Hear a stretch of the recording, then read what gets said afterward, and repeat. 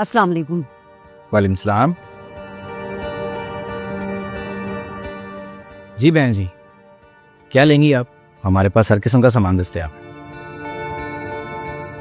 भाई साहब, मैं कुछ खरीदने नहीं बल्कि ये डिनर सेट बेचने आई हूँ। क्या आप इसे खरीदेंगे?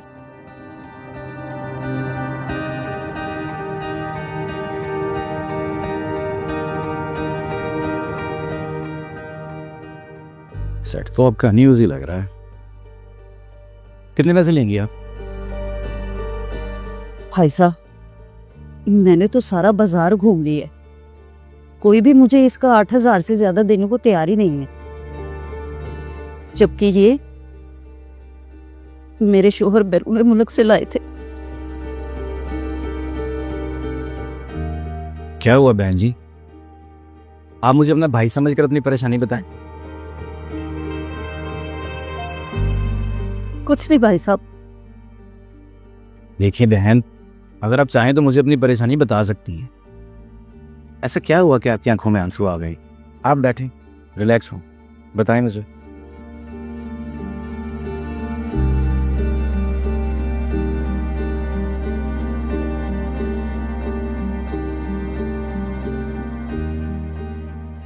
भाई साहब, मेरे शोहर का इंतकाल हुए 6 महीने हो गए। जिंदगी ने यूं बेबस कर दिया है। बच्चों को रोटी खिलाने की खातिर घर का सामान बेचना पड़ रहा है।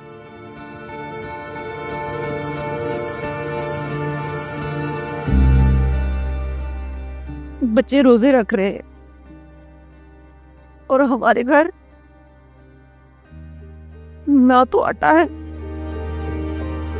और ना कोई और खाने का राजा।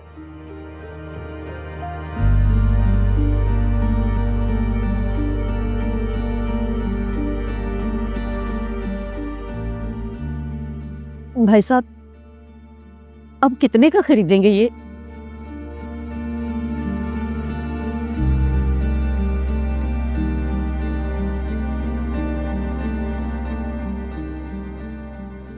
सेट तो आपका इम्पोर्टेड ही है। ये पाकिस्तानी कम से कम 90,000 रुपये का तो है, लेकिन मैं आपको इसका सिर्फ 80,000 ही दे सकता हूँ। क्या? आप मजाक तो नहीं कर रहे ना? आप सच में ये 80,000 का खरीदेंगे? अरे बहन जी, मैंने आपसे मजाक क्यों करना है? मैं आपको इसका 80,000 ही दे रहा हूँ। ताहिर,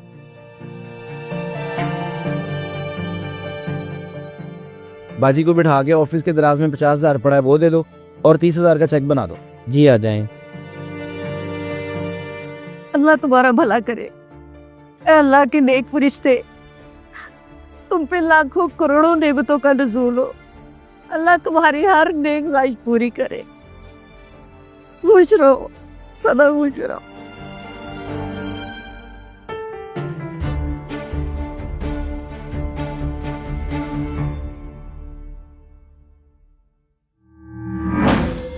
अहमद मीन, लगता है तुम्हें कारोबार करना नहीं है। ये लो क्वालिटी का डिनर सेट जी ज्यादा से ज्यादा 5,000 से 10,000 का होगा, तुमने 80,000 में खरीद लिया। आबद मियाँ, मैंने उस औरत को इस डिनर सेट के पैसे नहीं दिए, बल्कि उसके बच्चों के लिए आटे और राशन के पैसे दिए। मैंने इस रमज़ान तक के लिए उसके बच्चों के सहर और अफकार का बंदोबस्त कर दिया है, और इतनी कीमत इस वजह से दी है कि उस बेचारी को दोबारा घर का सामान बेचना ना पड़े। समझे? वो चेकबुक नहीं मिल रही अहमद भाई। अच्छा चलो, मैं आता हूँ, देखता हूँ खुद,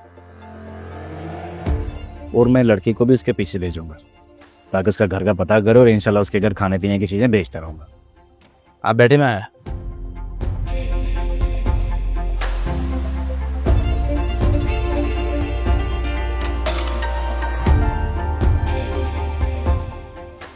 मैं तो सोच रहा था अल्लाह को राजी करने के लिए सिर्फ इत्काफ पे बैठना, सजदों में रोना जरूरी है। मैं तो अल्लाह को कहीं और ही ढूंढ रहा था। लें जनाब, 17 लाख रुपए का चेक है। बाकी का हिसाब किताब अब रमज़ान के बाद करेंगे।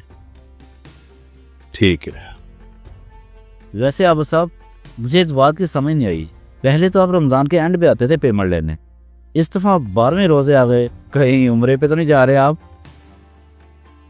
अल्लाह आपकी ज़बान मुबारक करे, हम भी हज उम्रे पे जाएं। दरअसल बात यूँ है, इस बार सोचा है रमज़ान में अल्लाह की इबादत में मसरूफ़ हो जाऊँ। सारी उम्र काम किया है, अल्लाह ने हर नेमत से नवाजा है, तो क्यों ना इस दफ़ा अल्लाह को राज़ी किया जाए। तो इसलिए मैंने फ़ैसला किया है इस दफ़ा सिर्फ इत्तिकाफ़ पे बैठूँ, काम शाम तो होते ही रहेंगे। माशाल्लाह, अल्लाह पाक सबको हिदायत दे। लो राणा साहब, मुझे इजाज़त है। मैं तो कहता हूँ आज की इफ्तारी हमारे साथ ही करें आप। नहीं राणा साहब, मैंने अहमद बर्तन स्टोर वाले के पास भी जाना है।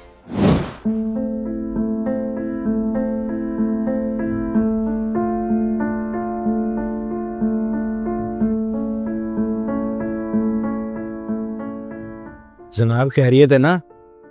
किन सोचों में गुमसुम थे आप? अहमद भाई, तुमने मेरे दिल में इंसानियत की शमा जगा दी। आज न जाने पता नहीं क्यों तुम्हारे इस खूबसूरत अमल पे रश्क आ रहा है। आपने क्या खूबसूरत अमल किया है, माशाल्लाह। मुझे अल्लाह राज़ी करने का आसान तरीका बता दिया, मुझे इबादत की रोशनी दिखा दी। मैं तस्वीर पोश लोगों तक अब चीज़ें भेजूंगा ताकि उनका रमज़ान अच्छे तरीके से गुजर जाए। लो भाई, मैं चलता हूँ। इतनी भी क्या जल्दी है? हमारे साथ इफ्तार करके जाना। नहीं, अब से मेरी अफ्तारी सिर्फ सफेद पोश लोगों के साथ होगी। मैंने अल्लाह को राज़ी करना है भाई। ओके, अस्सलाम वालेकुम।